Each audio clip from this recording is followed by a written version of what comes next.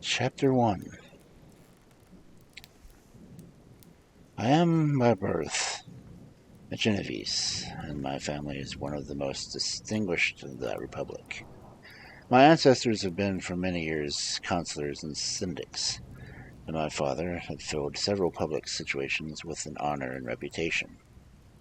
He was respected by all who knew him for his integrity and indefatigable attention to public businesses. He passed his younger days perpetually occupied by the affairs of his country, and it was not until the decline of life that he thought of marrying, and bestowing upon the state sons who might carry his virtues and his name down to prosperity. The circumstances of his marriage illustrate his character. I cannot refrain from relating.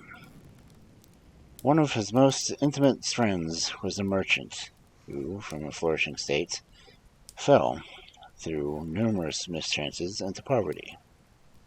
This man, whose name was Beaufort, was a proud and unbending disposition, and could not bear to live in poverty and oblivion in the same country where he had formerly been distinguished for rank and magnificence.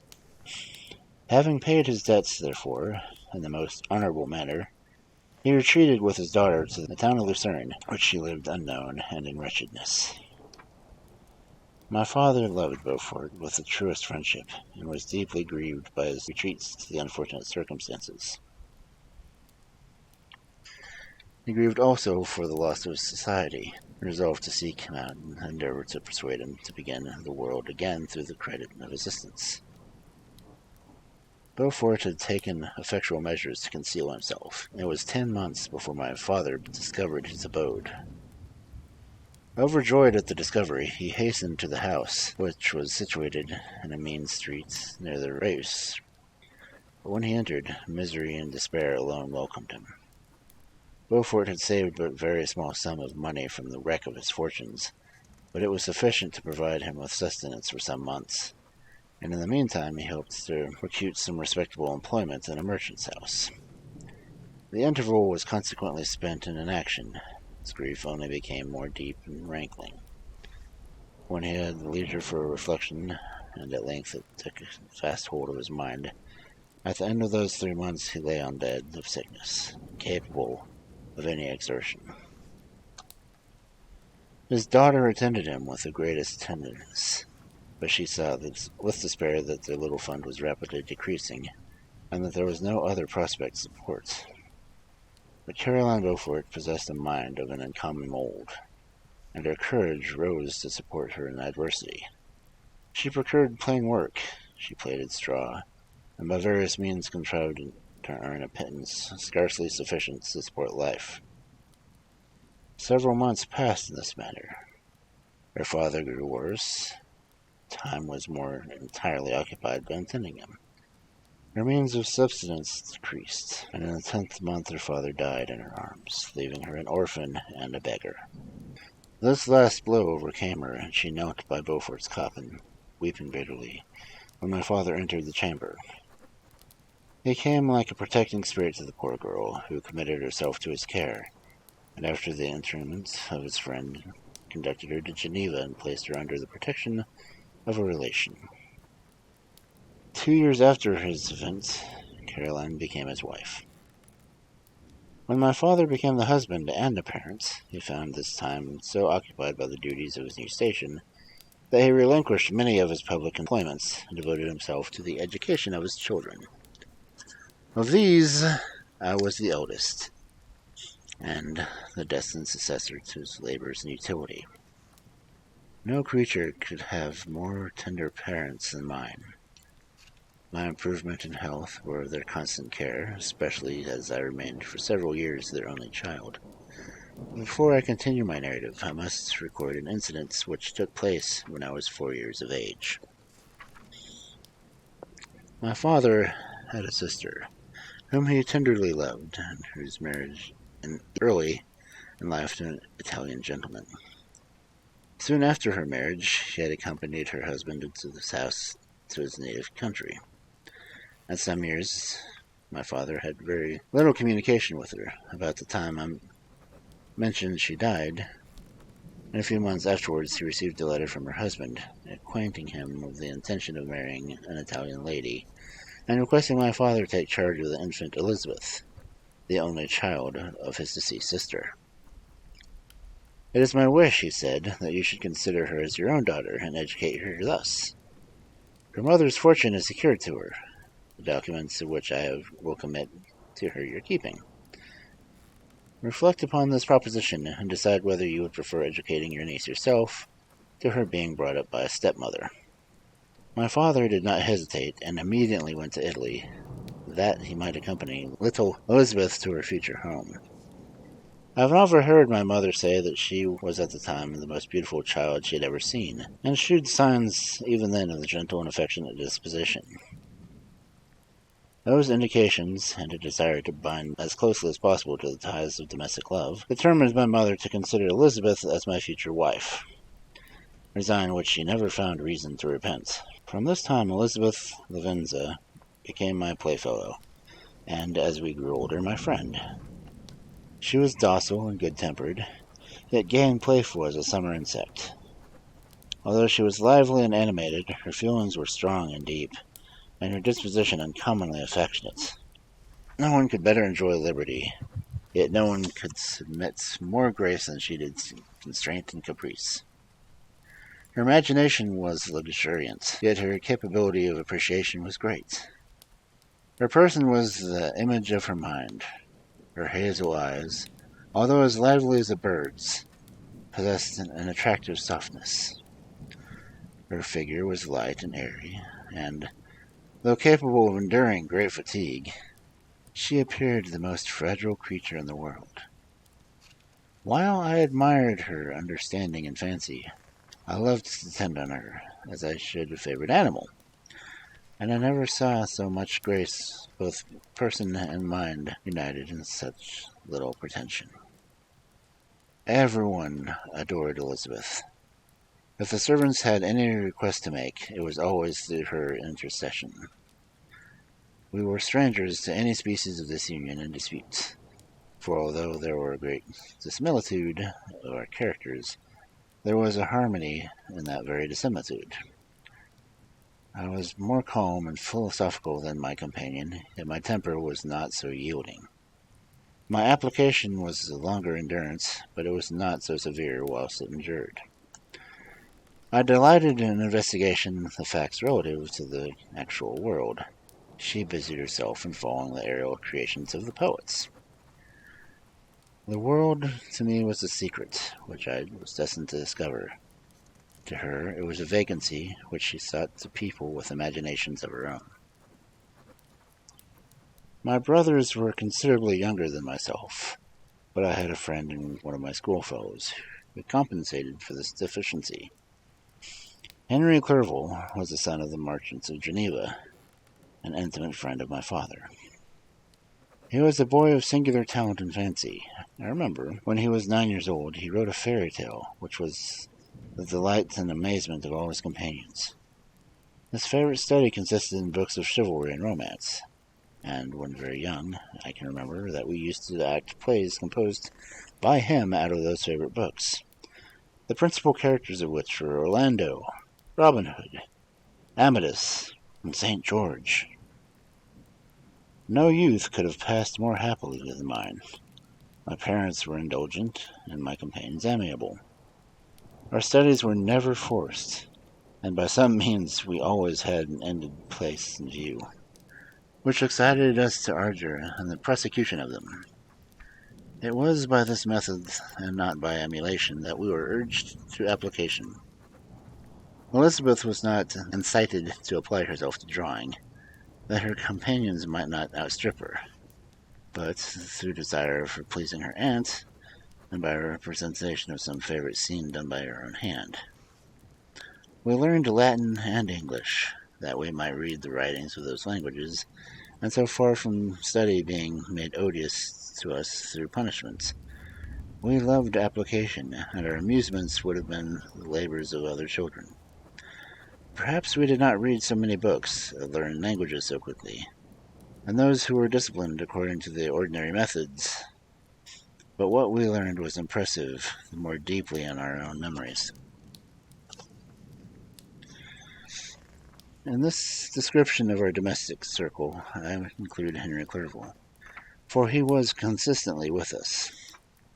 He went to school with me, and generally passed the afternoon at our house, for, being an only child, and destitute of companions at home, his father was well pleased that he should find associates at our house, and we were never completely happy when Clerval was absent. I feel pleasure in dwelling with the reconciliations of childhood, before misfortune had tainted my mind and changed its bright visions of extensive usefulness into gloomy and narrow reflections upon self. But in drawing the picture of my early days, I must not omit the record of those events which led by insensible steps to my after-tale of misery. For when I would recount to myself the birth of that passion which afterwards ruled my destiny, I find it arise, like a mountain river, from the ignoble and almost forgotten sources, but swelling as it proceeded, as it became a torrent which, in its course, has swept away all my hopes and joys. Natural philosophy is the genius that has regulated my fate. I desire, therefore, in this narration, to state those facts which led me to predilection of that for science. When I was 13 years of age, we all went to a party of pleasure to the baths of Thornton. The inclemency of the weather obligated us to remain a day confined in the inn. In this house I chanced to find a volume of the works of Cornelius Agrippa. I opened it with apathy, the theory of which he attempts to demonstrate, and the wonderful facts which he relates soon changed this feeling into enthusiasm. A new light seemed to dawn upon my mind, and, bounding with joy, I communicated the discovery with my father. I cannot help remarking here that many opportunities instructors possess in directing my attention of their pupils to such useful knowledge, when they utterly neglect. My father looked carelessly at the title page of the book, and said, "Ah, Cornelius Agrippa. My dear Victor, do not waste your time upon this. It is sad trash." If, instead of this remark, my father had taken the pains to explain to me that the principles of Agrippa had been entirely exploded, and that a modern system of science had been introduced, which possessed much greater powers than the ancient, because the powers of the latter were chimerical, while those of the former were real and practical. Under such circumstances, I should certainly have thrown Agrippa aside, and, with my imagination warmed as it was, should probably have applied myself to a more rational theory of chemistry, which has resulted in modern discoveries. It is even possible that the train of my ideas would never have received the fatal impulse that led to my ruin. But the cursory glance my father had taken of my volume by no means assured me that he was acquainted with its concerns, and I continued to read with the greatest avidity. When I returned home, my first care was to procure the whole works of this author, and afterwards from Paracelsus and Albertus Magnus. I read and studied the wild fancies of these writers with delight. They appeared to me treasures known to few beside myself, and although I have often wished to communicate their secret stores of knowledge to my father, yet his indefinite censure of my favorite Agrippa always withheld me. I disclosed my discoveries to Elizabeth, therefore, under promise of strict secrecy. But she did not interest herself in the subject, and I was left by her to pursue my studies alone.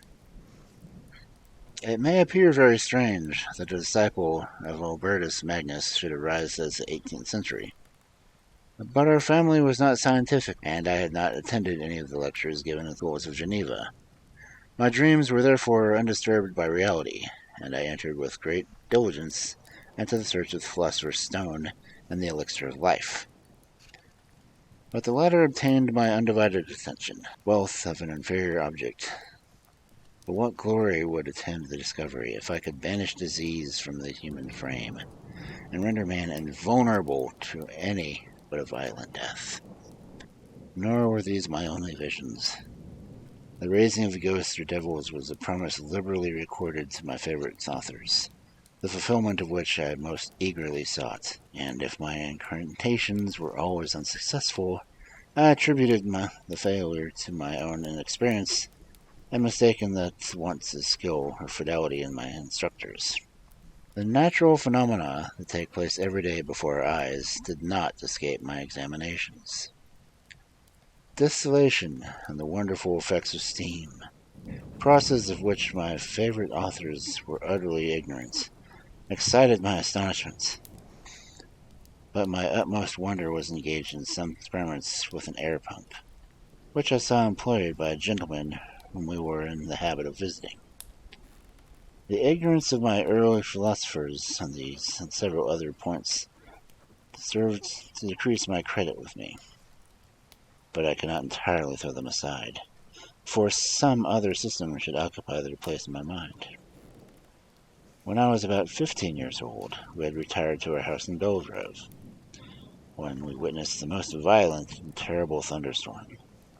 It advanced from behind the mountains of Jura, and the thunder burst at once with frightful loudness from various quarters of the heavens. I remained while the storm lasted, watching the progress in curiosity and delight. As I stood by the door, on the sudden, I beheld a stream of fire issue from the old and beautiful oak, which stood about 20 yards from the house. And as so stood by the dazzling light vanished, the oak had disappeared. Nothing remained but a blasted stump. When we visited it the next morning, we found the tree shattered in a single manner.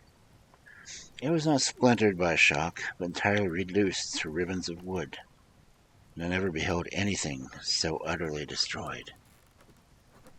The catastrophe of this tree excited my extreme astonishment, and I eagerly inquired of my father the nature and the origin of thunder and lightning. He replied, "Electricity," describing at the same time the various effects of the power. He constructed a small electric engine and exhibited a few experiments with it. He also made a kite with a wire and string which drew down the fluid from the clouds.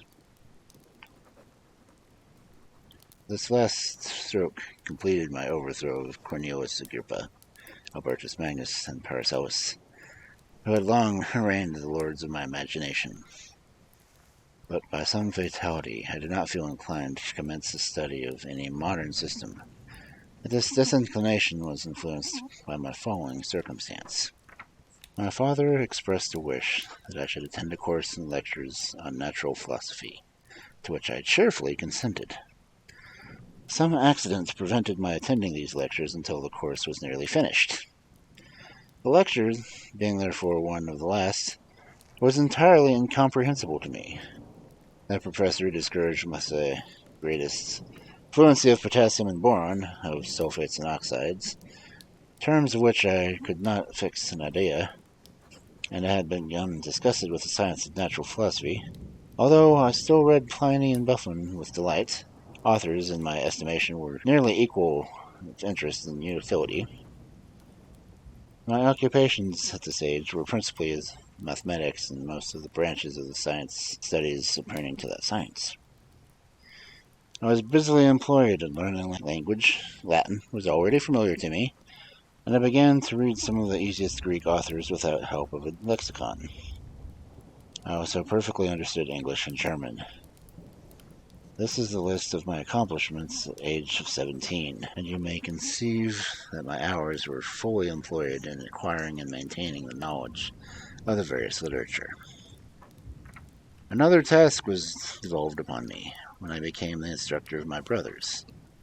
Ernest was 6 years younger than myself, and was my principal pupil. He had been afflicted with ill health in his infancy, of which Elizabeth and I had been constant nurses. The disposition was gentle, and he was incapable of any severe application. William, the youngest of our family, was yet an infant, and the most beautiful little fellow in the world. His lively blue eyes, dimpled cheeks, and endearing manners inspired the tenderest affection. Such was our domestic circle, from which care and pain seemed ever banished. My father directed our studies, and my mother partook in our enjoyments. Neither of us possessed the slightest preeminence over the other. The voice of command was never heard amongst us, but mutual affection engaged us all to comply and obey with the slightest desire of each other.